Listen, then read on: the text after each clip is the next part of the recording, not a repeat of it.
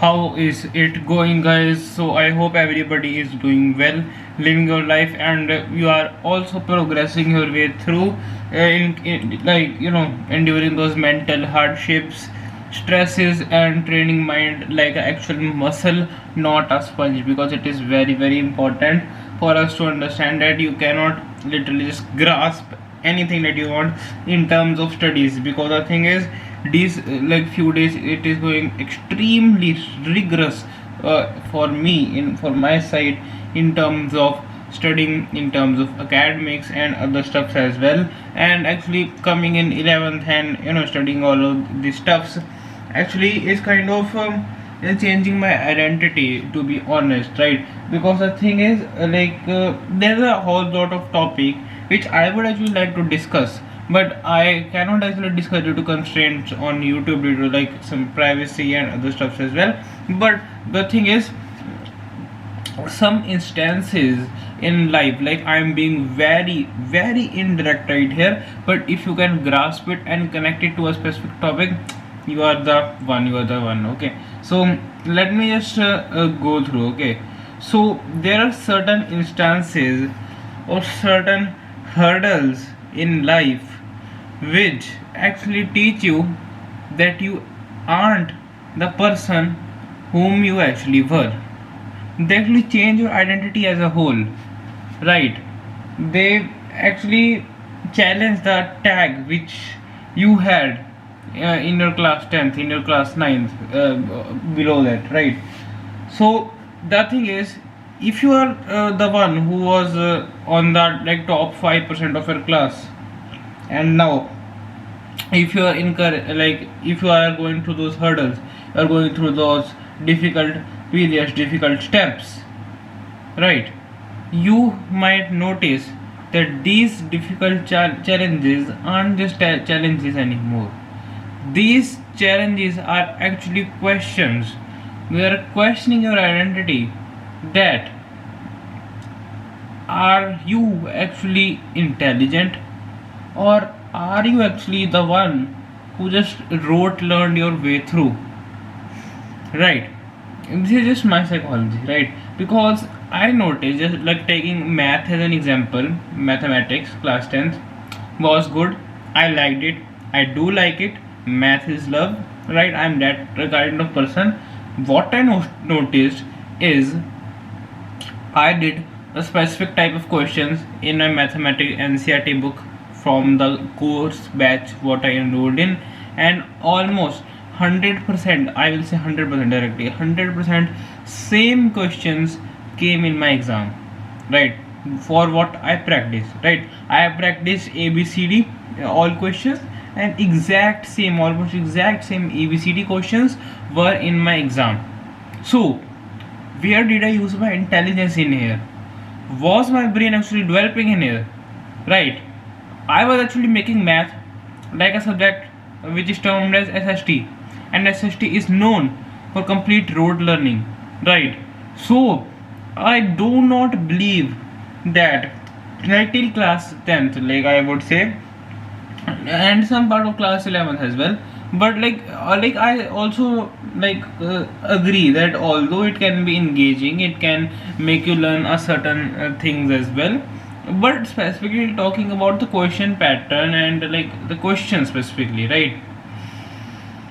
What you actually practice, exact same will come. So you basically know the way through of the question. You do not invent the solution, you do not figure your way through but how can I solve this, because we have already seen the similar type of questions, right?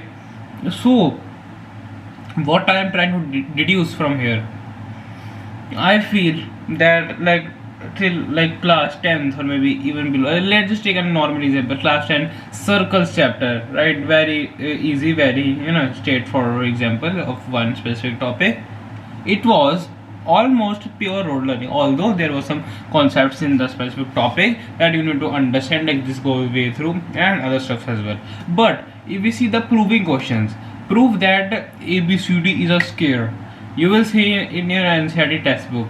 Let's just take a normal example, ABCD is a square. You have seen it in your NCERT textbook. you have practiced it in your school, various other sources as well, and similar type of questions. And then you go to your exam, right, board exams, and you see the question paper, you see the exact same question without even like we just changing values. What is this I am actually questioning? Like, it is just rote learning. You just rote learned your way through. Like, although you understood, rote learning can be understood as well, but you understood the method, but you actually rote learned it your way through, right? You learned that I need to do this, and I will just write in my paper and I will get full marks. But this is the worst thing, I would say, worst thing. And like, if I am talking right now, like, to my like 1 year younger self right now, we would simply clash in a debate.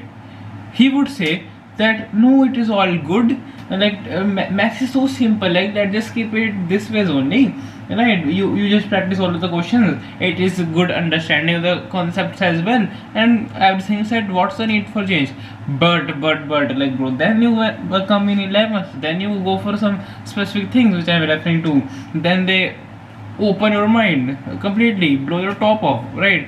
And you will actually see the concepts. You have to actually solve your way through of the entire thing. You have to figure out, what can I use here, can I use this, can I use that. Of course the syllabus is there, of course you learn the methods, but the implementation of the methods, what I will do right here and how the things are going to follow, these are unique for every single questions.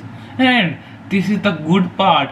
You should appreciate the things if you're coming in class 11 or going for some good things, right? This is the beauty of true learning. If you rote learn your way through, you are only till CBSE level, and that won't get you anywhere. Simple, that won't get you anywhere. But if you're coming to the real game, of course there are standard things that you need to learn for a specific topic, but you need to invent your way through your questions. How will things actually follow?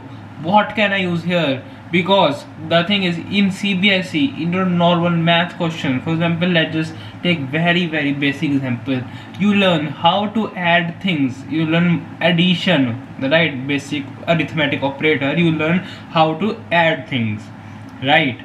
You will learn the specific topic, and then you will, like, the coaching, your like school will make you practice 50 questions on that, just an example, right? But what will happen now is, you learn 1, 2, 3 concepts, and you do not practice much questions of a specific topic. You only practice 1 or 2, max 3 questions of a specific topic, and then they all hit you one after the another. They come into your game and try to take the toll on you. And this is the this is an important fact, right? Even coaching can give you a specific limited source, but you must learn to decipher through the pattern, and this is a great step. This is an important step. For example, you are having a very limited type of questions on very few concept, but it is the student's responsibility right here to go through the concepts, see the pattern, recognize it, and implement it in different ways. And the pattern recognition is the thing what we require. It is not a skill that is honed by AI and captured by it only. No, data interpretation and the pattern recognition is actually a human attribute which this AI slop has taken over, right? So this is the beauty, man. This is the absolute beauty of maths, the absolute beauty of quants, the topics which I like, and these are very much like appreciating. And you will see the question and you would want to clap for them. And this is the beauty of math. I really like to see, and I'm grateful for this opportunity. For now.